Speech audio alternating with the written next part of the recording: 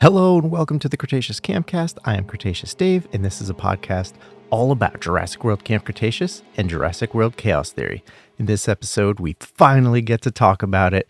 We got a trailer today. So unexpected, at least for me, it was unexpected. I'm not sure about you guys. I think a lot of us were thinking, man, is this thing ever going to come? Now, granted, it was just a teaser trailer. In total, it was just a little over a minute, and about 33 seconds of that were taken up with Camp Cretaceous clips, but you know what? I'll take it, because that 35-ish seconds we did get of Chaos Theory stuff was jam-packed with good stuff. And I'm just going to give some thoughts, talk about it a little bit, and definitely leave a comment about what you guys think about it and how excited you are for the show. Before we get into breaking down the trailer, thanks to Jurassic Outpost, we do have a plot synopsis, which there's some interesting wording in there, and it kind of makes me start running wild with some ideas. And I'm not going to go into it in this episode, but maybe I'll do another one sharing my thoughts about what this synopsis, might mean. So let me read this off to you guys in case you haven't seen it or haven't watched their video. It says, set 6 years after the events of Camp Cretaceous, members of the Nublar 6 are struggling to find their footing off the islands, navigating a world now filled with dinosaurs and people who want to hurt them.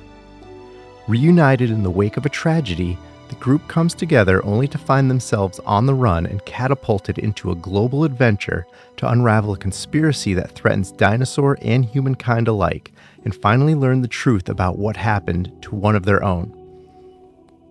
All right, so I said I wasn't going to talk about it, but I'm going to talk about it a little bit.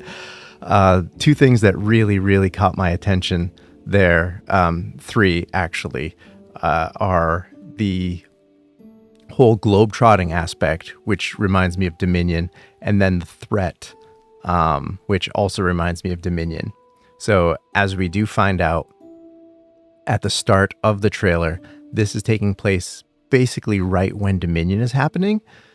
So I'm thinking there's going to be a lot more ties to Dominion than I originally expected. If you remember me talking about this show, making some guesses, I thought this show was going to be taking place in 2020. Happening in 2022 makes it way more interesting, and I love to see what kind of little threads they're going to sew and how they're going to piece everything together. And then that very last bit really got me thinking about what happened to one of their own. First place my mind went was Brooklyn got kidnapped. She's the most, I don't want to say obvious, but she's the logical choice for me because of just what she was doing, what she was up to, what she was involved with, especially if she was snooping around Lockwood and, found out about the Indoraptor or anything like that. Plus, Wu knew that she had access to his laptop and all of this stuff she found out about both on Nublar and on Manticore Island. So first place my head went was Brooklyn's kidnapped, and that might be one of the big things that's going to be the focus of the entire series, not necessarily this season. And it could explain why she's not in the season like we were told she most likely isn't by a very reliable source. The other place my head went was all of these campers are now technically adults. So the whole can't kill a kid plot armor goes out the window. Now it is still a show geared towards children, so I'm not sure if they would do that, but I think it would be risky and actually a really good move if they would kill off one of the campers. I'm not saying I want that to happen, but we've seen kids shows do it before. In Star Wars Rebels, they killed off Kanan, and, people love the episode titled Jedi Knight. It's praised as one of the best of the series, and it's really emotional, and, it's really well done. The Clone Wars, there's a lot of people dying in the Clone Wars. Poor Obi-Wan, he loses everybody. He's got a really tragic life, but not going to go too far into Star Wars animation. This isn't a Star Wars animated podcast. This is a Jurassic animated podcast. But I just kind of wanted to say, there is precedent out there. People have killed off characters in children's animated shows before. And as long as it's well done and it's not just for the sake of doing it, I think it could fit really well in, and especially seeing what it can do to the rest of, the Nublar 6 if they have to deal with the aftermath of that. So, with that said, let's get into talking a little bit about the trailer. Like I mentioned, it has almost half of the whole trailer is Camp Cretaceous clips. It starts off with kind of like a news story about them. And if you remember a couple episodes ago where I did if I was making the Chaos Theory trailer, here's what I would do. The first thing I said was it's going to start with, Camp Cretaceous flashbacks. I didn't actually expect something like that to happen, but hey, patting myself on the back right now. There's no video in this episode, so you can't see me, but I'm literally patting myself on the back. Okay, and then after they go through all of the Camp Cretaceous stuff, it says 6 years later.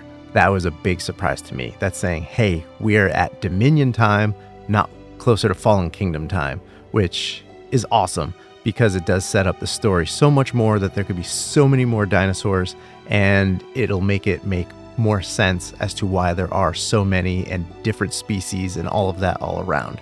So me personally loving that the show is set in 2022.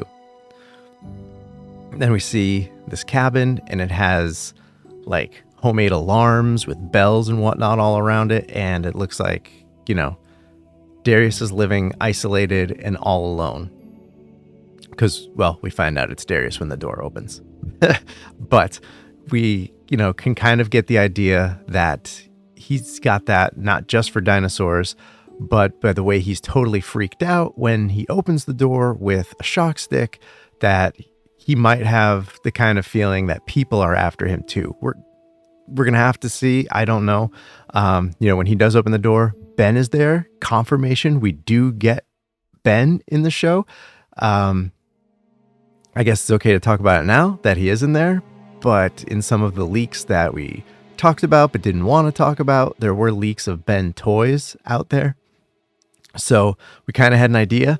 Plus, with Sean posting the original teaser trailer and then quickly removing it, that kind of tipped everyone off that he's probably in the show, but we didn't want to know. We didn't, say for sure. We didn't want to jump to any conclusions. He could have just been supporting, his friend and, the continuation of the show he was part of. But we got confirmation that Ben is in the show, which is awesome. And he says some really interesting things, to Darius. In addition to saying some interesting things, man, did Ben grow up. He's like super mega tall, especially compared to Darius. I'm curious to how tall he actually is. But Ben warns Darius that they're being hunted. And, that right there sent chills. I was like, whoa, I didn't expect this to be coming from the show. And then, he says that, what did he say? Need to warn the others before it's too late. So it's kind of a clue that, they're at least going to try to get in touch with the other campers. And do we see or hear from them at all in this season? I don't know. But, they're making it a point that they want to get in touch with them to warn them about whatever this threat is that's after them. And then if you couple that with the wording in the synopsis, I think there's a really good chance that if we don't see them in this season, we'll definitely see them in the next season. Now I say that and watch they not show up at all. But when they're inside the cabin, we see Darius on a computer, and it looks like something similar to Dino Tracker. If you checked out the Dino Tracker website and social media in the lead up to Dominion, there's a map with some dots around, which are, I assume, where dinosaurs were spotted and stuff like that. And then behind it is a dark web website called Dark Jurassic. The picture of it looks basically like it's Reddit. But according to the Entertainment Weekly article that accompanied the trailer, it's one of many dark web websites dedicated to, the seedy side of what's going on with the dinosaurs and stuff. I will link to that article in the notes. Definitely read that article if you haven't already. There's some really, really good stuff in there. Talk about the tone of the show, how it's, the way Scott Kramer explains it is it's closer to the later Harry Potter movies than the earlier ones. And if you haven't watched the Harry Potter movies, the longer they go on towards the end, they're, darker and more grown up instead of the like little kid friendly type ones, like the first one or two movies. It's been a really, really long time since I watched them. But if I remember correctly, as they went on, especially towards the end, it got pretty dark in tone. So that's giving me high hopes for the show, that it's going to be a little more mature, even though Netflix currently has it as a TVY7, just like Camp Cretaceous. The vibe I'm getting and the stuff that I'm reading about it so far makes it seem like it's probably not really a Y7, but I don't know. We'll see. We'll have to, we'll have to see. And, when he says he has to warn the others before it's too late, coupled with, that last little bit from the synopsis, I'm definitely thinking someone is kidnapped or someone dies. There's just, that's a lot to think about, that I could possibly go on an entire episode with just that. Just sitting here talking about it right now, the different things that are going through my head, but I'll save that for another time. One thing we get front and center, and a lot of, well, as much as you can in the 30 some seconds we have of Chaos Theory footage, is we see the Atrociraptors. Now, they were rumored, they were speculated, they were leaked in toys. There's a Atrociraptor ghost mask in Chaos Theory packaging on store shelves right now in the UK. Didn't want to talk about that directly before because I didn't want to spoil it. But now that we know the Atrociraptors are for sure in the show, I'm okay talking about that. And I know that's something I mentioned, in the if I was making the trailer thing. We did not see Soyona Santos. I'm assuming she is probably the one hunting them. If the Atrociraptors are out there after them, that makes the most sense to me. Why? I don't know. They're there because Dodgson knows these kids are out there and he knows they know too much. Maybe we'll find out, maybe Wu went after Brooklyn, and then when they kidnapped Brooklyn, he's like, hey, wait, where are the other kids that were with you? And then that, we go down this whole rabbit hole, and that's how they end up chasing the other kids. I don't know. I'm coming up with a plot on the fly here, and I don't want to get anybody's expectations up, and I'm not getting my own up because just what I saw in that trailer is more than enough for me to keep me happy. But anyway, like I was saying, we see the Atrociraptors, and man, do they look really, really good. I don't know about you guys, but looking at the dinosaurs, especially the close-ups of the Atrociraptors, they almost look like they're straight out of the film. Like, they look fantastic. And we get a couple different shots of them. We get them in the dark. We get one leaping at Ben and Darius, right? And it like kind of jumps in front of the moon. And that's such a really, really cool shot. Then we get another one of, I think, Ghost chasing Darius in what looks like, a container yard that you would see at a port or something like that. I'm not sure. And on the topic of dinosaurs, we get two really quick glimpses of other dinosaurs that are going to be in the show. One, brand new species to the franchise. It's the Beckel Spinax. I see people all over saying, hey, that's the Spinoraptor. Oh, it's a baby Spinosaurus. No, they don't come out and say it's the Beckel Spinax, but I think most of us that have been paying attention to the toys can pretty much assume it's the Beckel Spinax because it's confirmed that there are Beckel Spinax toys, both in the mainstream Mattel line and in the Imaginext line. So that's most likely what that dinosaur is. And that was a really cool scene. I'm really curious where the heck that thing came from, because that's a name I did not expect to hear or see. And I'll be honest, I never even heard of that dinosaur before. So when first found out about the toy, I had to go and research, and that name is invalid.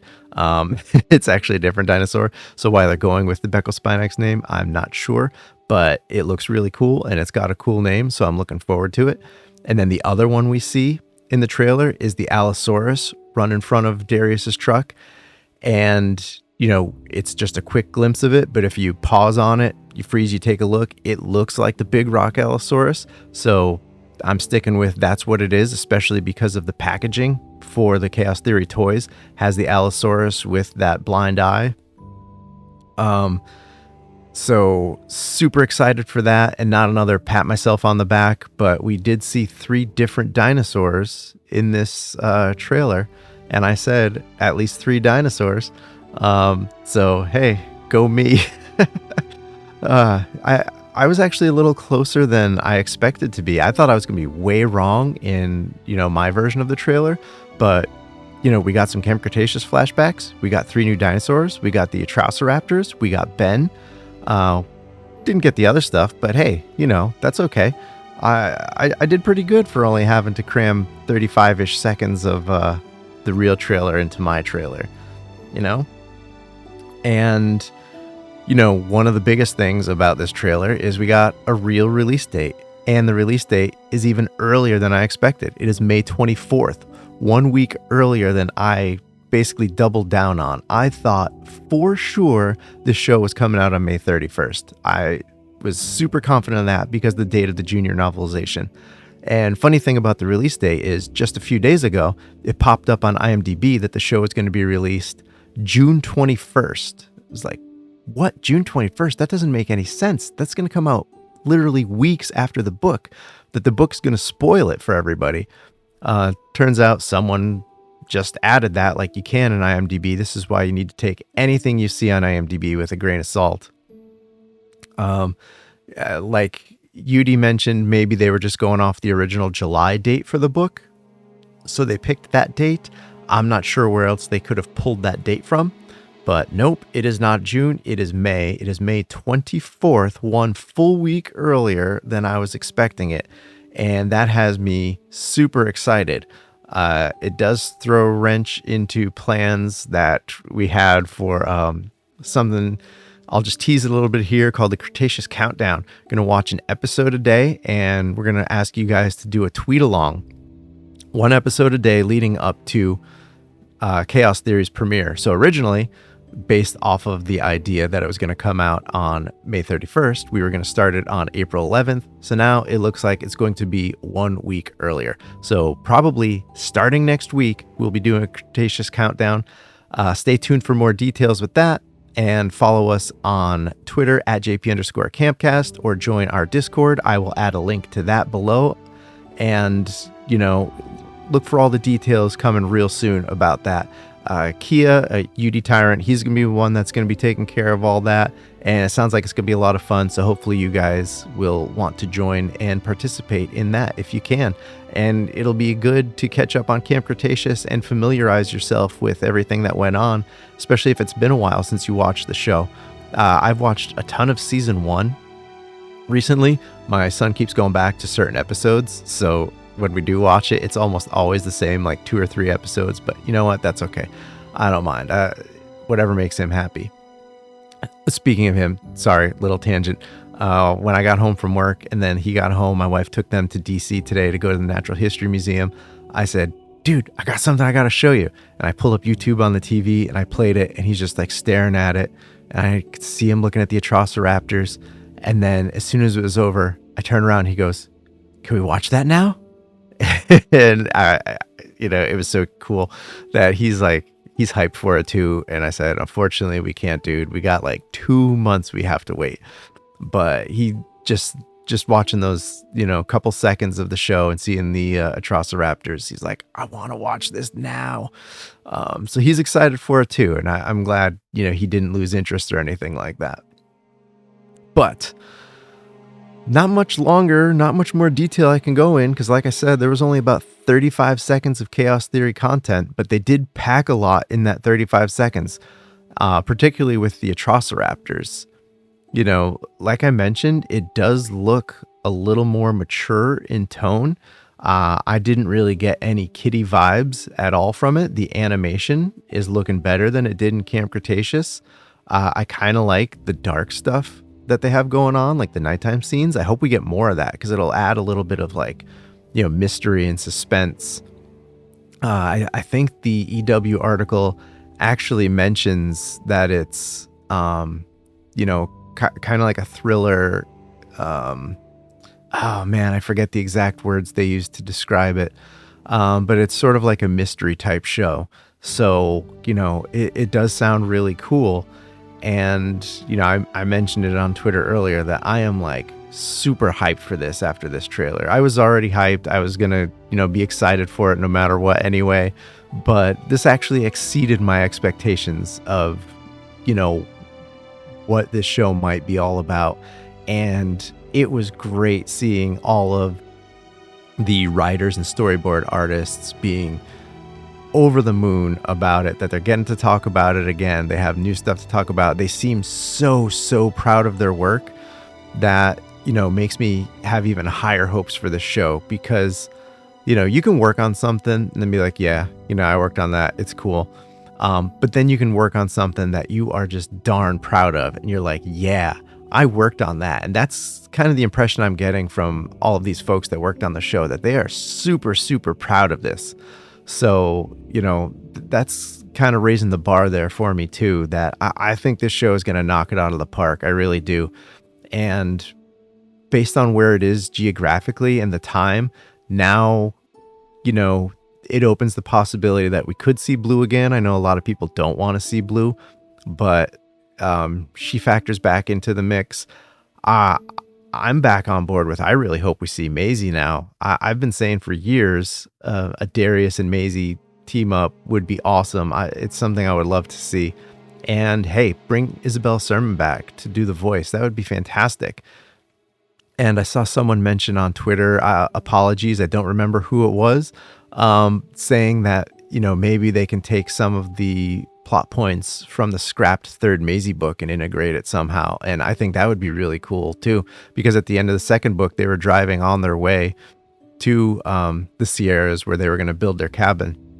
So whatever happened in the third book was probably going to be where they are in Dominion. And it's looking like Darius is, you know, somewhere in that area. Of course, according to the synopsis, they could end up anywhere else in the world, literally, based on that little bit of the description. But I don't know, it's opening the door for connecting more to Dominion than I expected. And that's really exciting for me. You know, I'm one of the people that really loved Dominion. I know that's very unpopular, but I really did love it. I'm not saying it's a great movie. There's, you know, it's not exactly the best writing, but there's a difference in, you know, thinking something is really good and really liking something. And for me, it might be, I think it is my second favorite Jurassic movie, just because it does a lot for me that the other movies don't.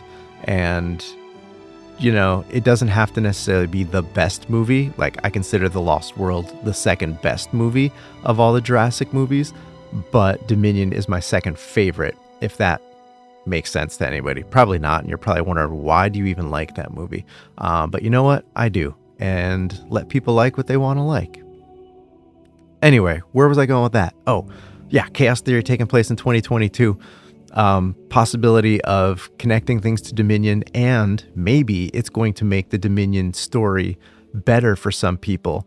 I'm really hoping that Chaos Theory ends up being the Jurassic equivalent of the Clone Wars, that so many people had problems with the Star Wars prequels, especially Attack of the Clones, and the Clone Wars taking place between Attack of the Clones and Revenge of the Sith, and overlapping with Revenge of the Sith a little bit, that, you know, that show filled in so many gaps. It built up Anakin's story so much that it gave people a new appreciation for the prequels and, you know, a newfound love for them. And I'm hoping Chaos Theory does that for Fallen Kingdom, but, you know, more so Dominion, because of when this is now taking place, that, you know, if they're explaining, you know, plot that's a threat to basically everybody and everything, it could be, you know, the locusts, and then we could get back to, you know, does that impact Sammy's farm or the farms near her farm, because she has a beef farm, so I'm not really sure how the locusts would impact that unless, you know, they're destroying everything they feed their cows. But if they are going to put the locusts in there, I don't anticipate that happening until the final season, whether that's season 2, whether it's season 3, I'm not sure. But I hope we see the starts of that project. And I hope they do it in a way that makes sense and people are like, oh, okay, yeah. We already see we're getting the Atrociraptors. So hopefully we get a cool backstory about them. Who made them? Where did they come from? I'm assuming the training tech was taken from the Indoraptor, but I don't know. Hopefully these are all questions we get answered, and it makes those movies make a little bit more sense. And for the people that really don't like them, hopefully they'll start to like them a little more and appreciate them more because of what this show is hopefully going to bring to the table. Maybe I'm asking for too much. I don't know.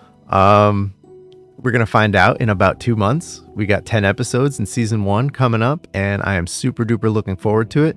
And I'm glad I didn't already request May 31st off of work, because then I would have to change it and say, just kidding, guys, I want May 24th off work instead. But yeah, that's right. You heard me correctly. I am taking it off work so that I can binge the whole thing and then maybe record something for you all, or then go and take a nice long nap since I'll be up at 3 a.m. binging it. And I don't know, we'll cross that bridge when we get to late May. But anyway, that's it. That's my early first thoughts on the new teaser trailer for Chaos Theory. If you haven't watched it, why are you listening to me? Jump on YouTube, jump on social media, go watch it, then watch it again and watch it again and watch it a couple more times like I did.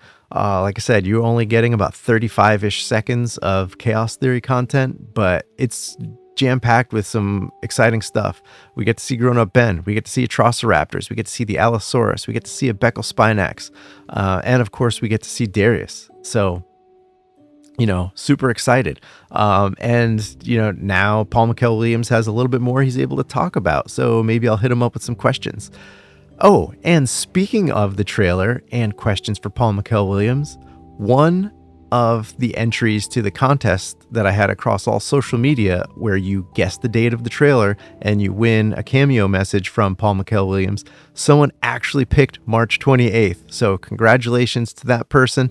It's an Instagram user. I don't remember the name off the top of my head, but congrats to them. I reached out to them, asked them if they had any specific questions they want to ask. So waiting to hear back before I order that cameo for them. Thank you everyone who did reply. Some of you were pretty close, some of you not so close. Me, myself, not so close. But thank you all for playing along. And we'll be doing some more contests in the near future. And like I said, check us out at JP_Campcast on Twitter. Pretty soon we'll be doing the Cretaceous Countdown. More details on that soon. You can also find us at Cretaceous Campcast on basically every other social media, Instagram, Threads, TikTok, YouTube. TikTok I haven't used in a while. I tried. I really did. And it's just not really my thing. But maybe I'll get back into it. I don't know. Trying to spread the word out there as much as we could about this show. So, a lot of eyeballs out there on TikTok. So I'll start posting there again. Anyway, that's all the places you could follow the Campcast. You can follow me at Cretaceous_Dave on most of the social medias, not TikTok. Definitely not on there on my personal account. Have no interest in doing that. Anyway, thank you all for listening and watching. And, I had a different idea for what my next episode was going to be.